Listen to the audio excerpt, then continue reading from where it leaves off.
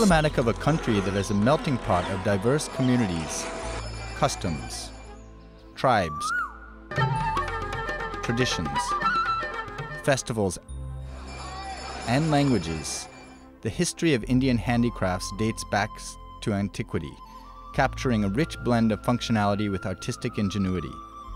Infusing prolific designs on timeless substrates like textiles, stone, metal, papier-mâché, grass, wood, cane, bamboo, clay, terracotta, and ceramics. They beautifully articulate the artistic mastery and excellence of Indian craftspersons who have inherited, preserved, and honed their ancient skills through the ages. Indian handicrafts enjoy a large export market in places like Saudi Arabia, USA, Japan, UK, Germany, Canada, Italy, France, and others. But how did Indian handicrafts come to be? When did it all start? In this landmark series, I will go on a dazzling and exciting expedition through today's India, looking to the present for clues to her past, and to the past for clues to her future.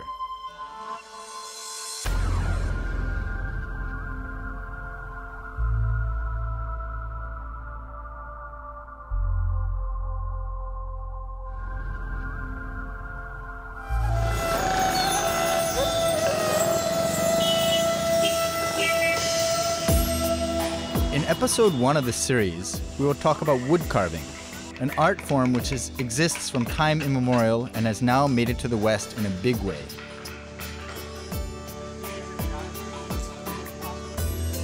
The wooden articles of Uttar Pradesh are quite a rave with all lovers of wood carvings.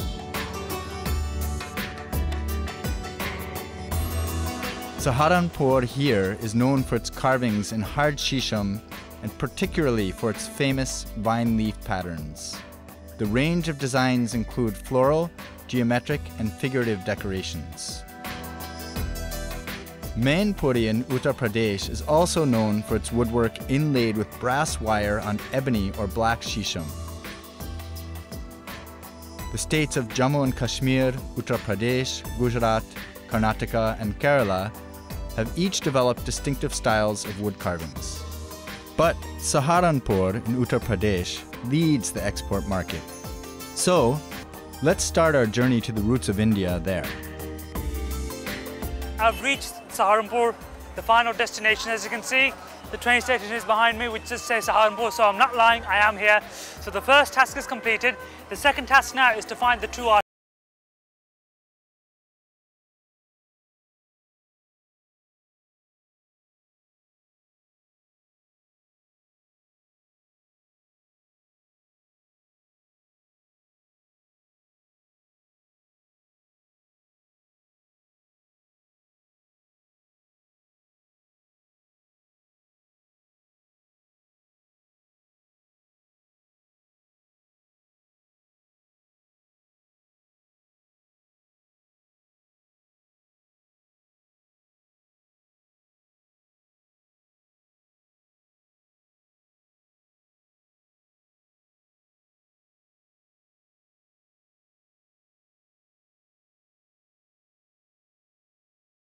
These artistically carved wooden pieces attracted notice of British Army officers who were stationed in Saharanpur. So here I am, the mecca of where it all happens, the mecca of where you got the woodworks and the handicraft making. So I'm in a shop now, I'm going to go in, I'm going to look at some of these products here. An interesting fact, a lot of these products are exported to UK, to USA, all around Europe. So I just want to see what's so fascinating and great about these wood-made products. Hello sir, my name's Danny. I'm from UK and I'm interested about this Lakar Bazaar and all the products. I'm fascinated by it. So can you show me around your store? What is sofa set? Sofa set. 5-seater sofa set, 1+1+3. Okay. It's made up of teak wood. Teak wood. Teak wood is the best wood and the costliest wood. Okay, okay. Yeah. Teak wood is softer and it's in light color. Right, okay. As compared to shisham. Shisham is harder and it is red color. Okay, this color. As you can see, this sofa set is Shishan wood and teak wood. Yeah, it is cheaper in cost as compared to teak wood. So it is in dark color and it's a hard wood. But you know all these carvings, who does all these carvings? Who It's does? made of handwork, you know. Oh, hand carving. Yes. Who does the hand carving? You do it We here? have people, yeah. We have people here who do the hand carving. It's not machinery work. Look here, look at this fantastic design. No machinery has done this, it's all handcrafted. We have different varieties in wood carving, from the small items to the big items. What's the most expensive wood that you use? What's the costliest wood? You know, the most demanding, expensive wood is teak wood. Teak wood, which is this This one. wood, yeah. Right, okay. Because its quality is it's softer, yeah. and it's in light color. Light colours, And, yeah. you know, it's 100 years guarantee. Oh my god, 100 years guarantee. As you see, then it's a plancha, Right. and you see the Plant. work. It's all a handcrafting work. Wow. It's not by machinery; it's by hand. How long would it take for someone to do this? For one piece, it will take 5 to 7 days. 5 to 7 days? Yeah. Okay, that's pretty quick. Okay. And then how do they curve the wood then? How do they make this shape from the wood? How do they do it? They cut it by the machine. Okay. Only for the shape. But Okay. for the work, they have to do for hand working. With the hand working, Yeah. amazing, brilliant. And how much would this cost? This coat is rupees 3,000. 3,000? Yeah. Oh, okay. So do you guys export to other foreign countries? Yeah. Which, We export where, in where- every country, to every extent of the world. Really? Yeah. Wow. So do you export this to UK? That's where I'm from, England. Does this go to England? A few years back, we export this, all the products to UK, to London. To London? Yeah. Wow, not too far from where I live. Okay. There was a time when wood-carved gift items and wood-carved furniture industries were one entity. Now, gift-shopped items are separate from furniture. Export furniture is still lagging behind, waiting for support from the Indian government. 10 साल से काम कर रहे हैं। हमारे बड़े भी जो पुश्तैनी थे वो भी इस काम को करते थे और हम भी यही करते हैं वुड कार्विंग का काम। इंटरनेशनल से हमारे यहाँ अभी इतनी डिमांड नहीं आई। गिफ्ट आइटम की ज़्यादा डिमांड हमारे यहाँ सहारनपुर में। यूपी स्टेट हमारे यहाँ अगर किसी चीज़ का सहयोग देते हैं तो हम ज़रूर एक्सपोर्ट करेंगे। यहाँ लगभग 500 के करीब दुकानें हैं यहाँ पे। लेबर यहाँ लगभग होंगे 5-6 हज़ार लेबर होते हैं यहाँ पे। Earlier, exporters came directly to Saharanpur. But now, with the proliferation of expos and marts, these markets are nearly empty. Only traders who participate in marts and expos are surviving and thriving as big exporters. This is only a wholesaler and they only export, so people can only buy in bulk. Okay, so what kind of countries do you export to? We export to US, USA, okay. England, Oh, England. and directly to Russia also. Russia as well? Yeah. There's a demand in Russia for... Very much. There We is? our main customers are from Russia. What's your most popular product that you export to Russia? Everything. Like Everything. small items basically. Small items. Gift And- items. And these are dividers, yeah? We are divided. Okay, so these are dividers, Yeah, partitions. we call it partition. Partitions, okay. Screen partitions. Interested to know, I'd like to see your workshop and stuff, just to see how everything's made. So, we have the workshop, but at present I won't be able to go over there. Right, okay. Mr. Sheikh, the convener of this wood and handicraft industry, he'll be helping you. Mr. Sheikh, Yeah. okay, who's the convener of this Yeah, wood and handicraft yeah. industry. Okay, thanks a lot then, Mr. Sheikh, for your help. Have a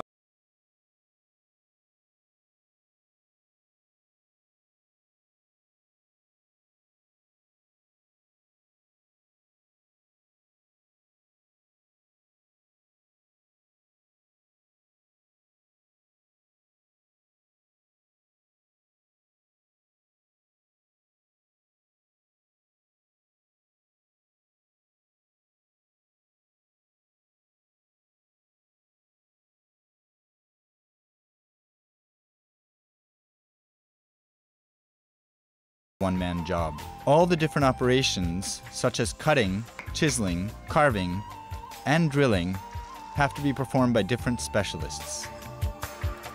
What can I say? The rain has followed me all the way from UK to Saharanpur, and I'm very, very lucky to be with an individual who's going to explain to me the whole product life cycle of how handicraft projects are made, exported, etc., etc. Now, he's the convener, Central Region, and the president of the Woodcarvers Association, Mr. Sheikh Sal. Hello, nice to meet you. My name is Danny, nice to meet you. देखिए मैं आपको शुरू से बताता हूँ ये लकड़ी जो आप देख रहे हैं यहाँ पर ये फार्म हाउस से आ रही है fruit The mango trees, once it stops giving out the mango fruits, once it stops all that, when it weathers and gets old and it finally tumbles down, they get that wood, they bring it here and then they auction it off.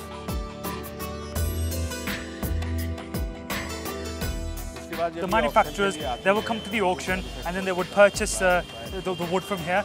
And then behind me is the second part of the process, which is conversion, where they get the wood and they chop it up into planks.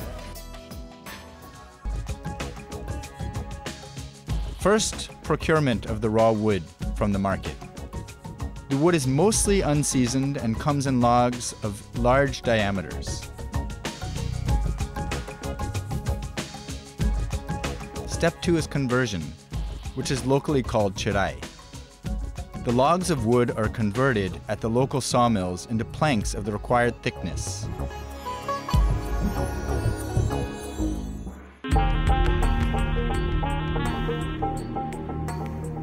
Seasoning comes next. There's a seasoning plant installed by the Uttar Pradesh Export Corporation with an annual capacity of 700 cubic meters. How much the woodworkers use this facility is uncertain.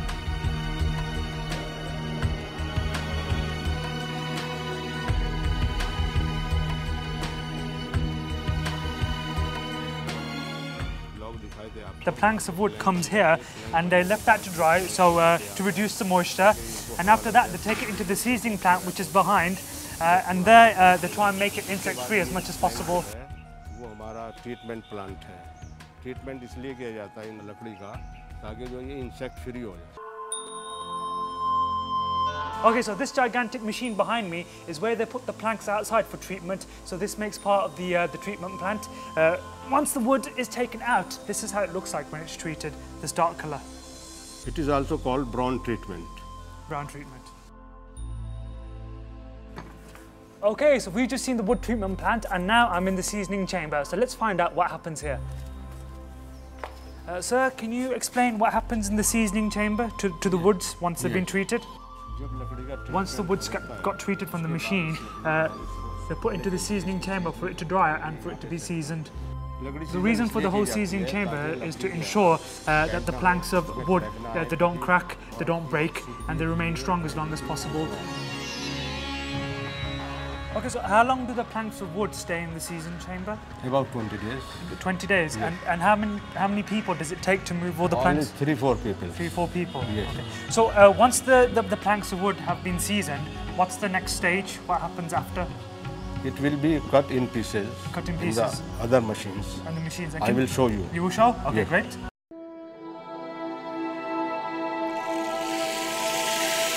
Okay, so far we've seen the logging, the treatment and the seasoning of the planks of wood. Now we're gone to the fourth stage. So sir, what happens to the planks of wood once they've been seasoned? What happens to them on this machine? We cut in pieces. Then comes carpentry. A carpenter cuts the wood into different pieces of the required shapes and sizes. Then it will go to planer. Okay, so we go to that machine over there. What's the name of that machine? Wood planer. Wood planer machine, okay. Yes. So can you please show us? Yes, yeah? Okay. Please come. Planing is the next step. Making these cut pieces smooth, using different types of planes. In vernacular terms, planing is called randai. Sir, can you explain what happens then to make this plank of wood? So what this machine does is automatically, the four sides of this wooden plank, it smooths automatically, and you can actually set the size in the machine as well. You can configure the machine to plane different sizes of wood. Fantastic. Look at this, in a matter of seconds, that rough plank of wood has become more smooth. Smooth like a baby's bottom. So sir, what's the next stage after this now? Now once it's been smoothed out, what happens now? I am taking you to another machine. Another machine? Where some pieces will be cut right. and the product will be finished. After side planing and smoothing of the wood, this is what is being made. Drawing, known locally as nakashi, is by far the most significant operation. The artist Carver then reproduces the design on the surface of the job from the farma, or draws in freehand. But I've just come across this fantastic piece of product here. It's a candle maker or candle holder, and I've just seen the machine in front of me. So let's see how this is made. Sir, Bhai Sahab, can you start? Lathe work is required for making certain kinds of wooden wares, like bowls, plates, rings, and all types of round, spherical, and cylindrical objects. Fantastic. Look at this fantastic product. Sheikh Saab, can you explain please to me, so that machine at the back there, it smoothed out the wooden planks. Once the wooden planks have been smoothed out, what's the next step? What happens to them then? Once that plank of wood has been smoothed out, it's been taken to this other machine here and is cut into these kind of shapes, these kind of designs, and then when put together, it's made another picture frame. Brilliant.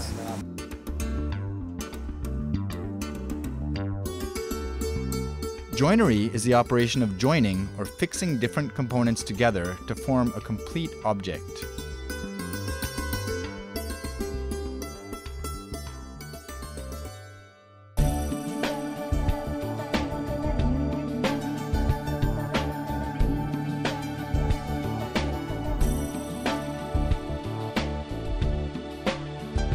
So the great Sheikh Saab, he explained to me the process of how the logs are converted into wooden planks, how the wooden planks are taken to the treatment and season centre, what happens to the planks after.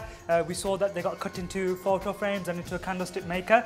And Sheikh Saab passed me over to his son, Arif, who's going to explain to me what happens with regards to the products in terms of the finishing, the polishing, etc. So Arif sir, nice to meet you. Nice to meet you. Yes, such a good-looking boy he is. You know, I'm feeling a bit, my heart's racing really fast. Can you please explain to me now what would happen with a product, the finishing, the polishing? Can you explain more about that, please? Yeah, I'll show you. Yeah. You know, we have a plank, wooden plank. Okay. This has been pasted and made it like a square plank. Okay, and square then plank. we'll put it into the lathe machine. Lathe it's machine. a turning machine, yeah. Which is this here, Which yeah? is this one. Okay. And I'll ask him to do Okay, for brilliant. us. The designs are then carved and developed by chiseling with different types of sharp-edged cutting tools. A single misstroke can spoil an entire piece.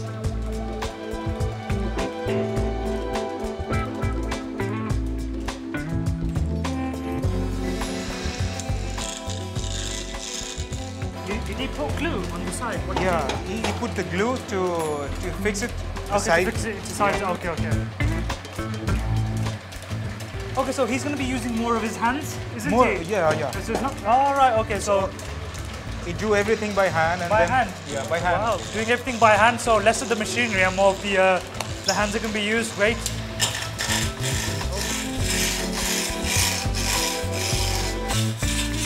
So what's he doing now with the He is carving the wood. curving the wood? Carving the wood and making it the square plank into the round. Okay, Turning the shape of the wood. Okay.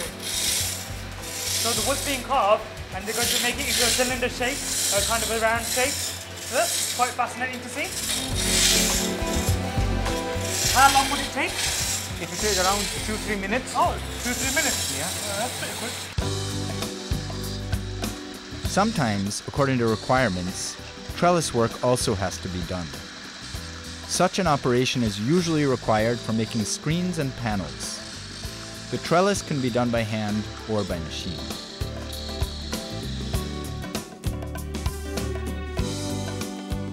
So Danny, this is almost ready. You can see, the square pieces changes into a cylindrical one. Brilliant. Look at that. Look at the craftsmanship behind creating this. Yeah, started off with a wooden plank of wood, and look at the finished product. What product is this? What is this? What have we made? Yeah, this is wall scone for Okay. putting the candle on the wall. Oh, okay, putting the candle So- on the wall. Okay. We will come to the next process. Okay, which is carving, carving. Okay. Yeah. And then I'll show you the third one. Excellent. Right? Can't wait. Brilliant. Okay. Let's go.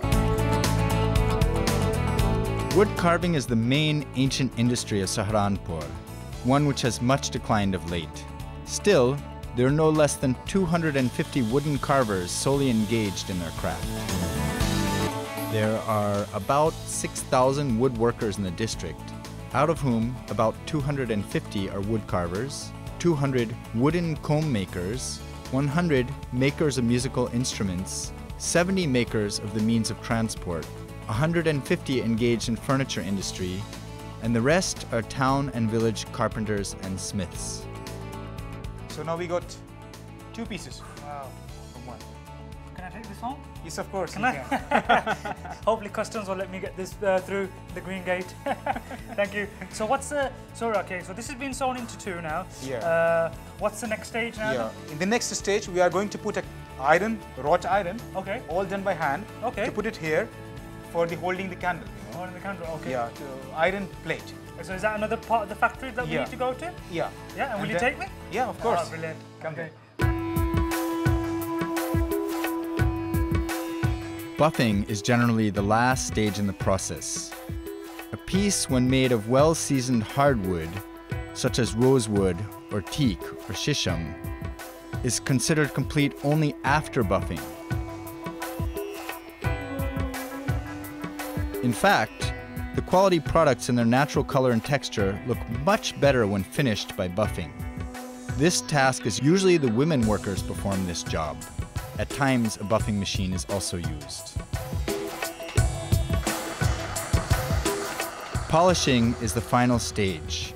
Before polishing, printing is generally done first to fill the gaps and defects of the joinery, and secondly, if wanted, to give false texture and colors to the article.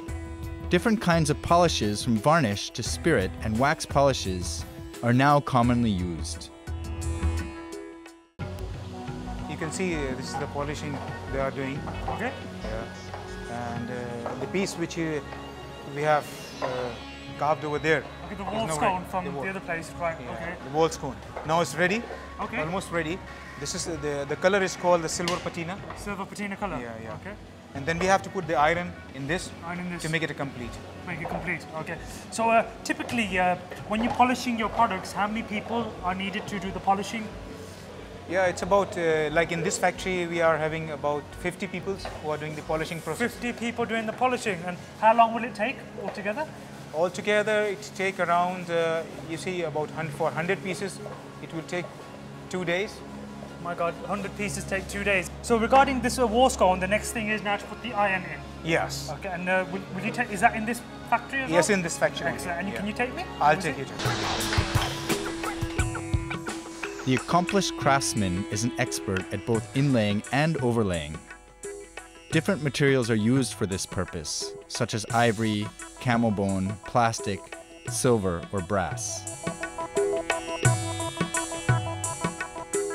45 साल के करीब हो गए मुझे इस काम को करते हुए। बचपन से इसी काम को करते आ रहे हैं। नक्काशी का जो हमारा ये काम है, कार्विंग का, इसको हम बगैर उसके किसी छापे के बगैर करते हैं। अपना डिज़ाइन बनाते हैं अलग से। ये हमारा पुश्तैनी काम चल रहा है और इसे बढ़ाने के लिए मैंने कोई जॉब वर्क नहीं किया, कोई जॉब नहीं की है।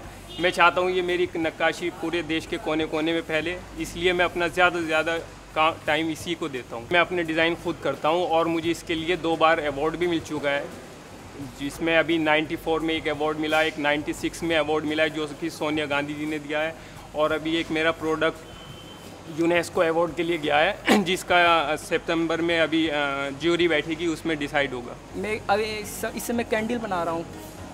इस कैंडल को बनाने में 1 घंटा लग जाता है।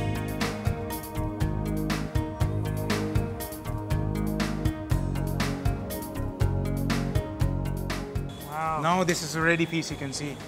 Excellent. Ready for put on the wall, and you can put the candle there.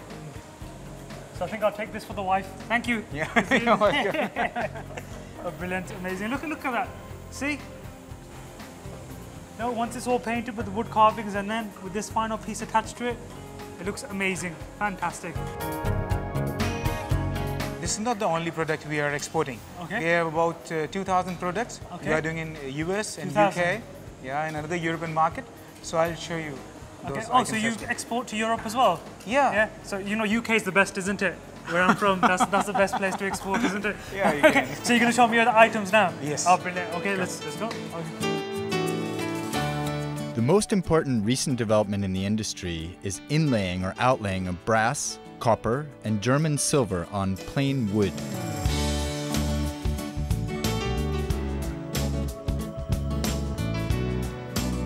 The outlaying repose work is done on small articles such as picture frames, caskets, toilets, handkerchiefs, and cigar boxes.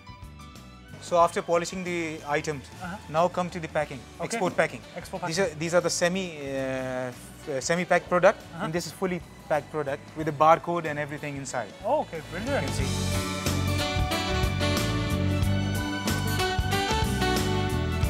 And finally, the stuff is packed and ready to export. It's all made in India and barcodes. So where is this being exported to? This particular This is product? for South American market. South American? Yeah, this is for Casa Uno. Okay. It's a very famous store. Casa Uno in South Casa America. Uno, yeah, in South America. And what's the how much are you sending across? How many are you exporting? We export in the container, and it's about like one item, about 2,000 pieces. 2,000 pieces. Yeah. Wow, okay. So they have the store there. So they distribute in their stores. Okay, so if you're distributing to different stores, have you got different stickers like this then? If there's another company in America called Danny's Company, would you have their sticker? And would you have to put it on the package? And yeah, we put a barcode and then the stickers and tagging everything. Wow, okay. Yeah, okay. so that they will not be having a problem because the wholesalers are getting it and they are distributing it to the stores. Oh, brilliant. Okay, fantastic.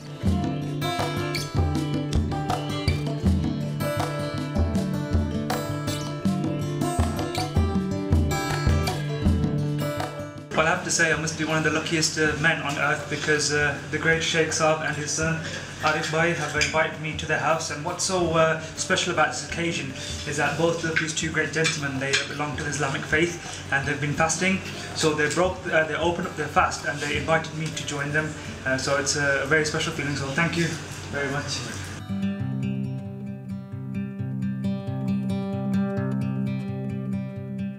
I want to ask, I read that it was the Mughals that came to Saharanpur and brought wood carving and handicraft into Saharanpur. Is that true?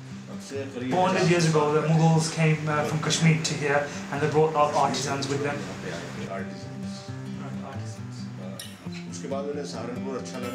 When they came to Saharanpur, they liked it that much that they settled here. So the trade that they, I think that they learned in Kashmir, they started to treat the inhabitants that were staying in Saharanpur already. Sheikh Saab, today in the Lakkar Bazaar, I bumped into a gentleman who owns a store called Farid, and he was telling me that his father ran the store, his dada ran the store, and now it's his duty to do it, and he's going to pass it down to his son. So I'm just interested to know, in your family, how long has this business been in your family for? How many generations does it go back? So I would like to tell you about the fact that the generation fact, that from how many generations this tradition is being passed to us. This is one of the pieces, the masterpiece you can say, from last 5 generations. The last 5 generations? Yeah, this has been passed generation to generation. So you can see this is made from the one piece. Made from one piece? One piece, yes. So it's not 2 pieces? No. Sorry. This is all one piece? Wow, amazing. Do they still make things like this today? Yeah, people are making these pieces, you know. And this is for reading Quran, for reading Bible, for reading books. Okay. This is what it's all about. I started my journey in UK, came to Mumbai, I saw a fantastic wood handicraft product, and I wanted to find the roots about this product, where it came from, which led me to Saharanpur. I've been very, very fortunate. I've got to see the whole process firsthand from A to Z. I've been even more fortunate that I've met this fantastic family who's told me their own story about how it's been passed down from generation to generation. You know, it's fantastic. We started from the roots to find out how people use their hands in this craft to make fantastic pieces such as this. So this is Sura. My journey in Saharanpur is ended. I'll see you all soon.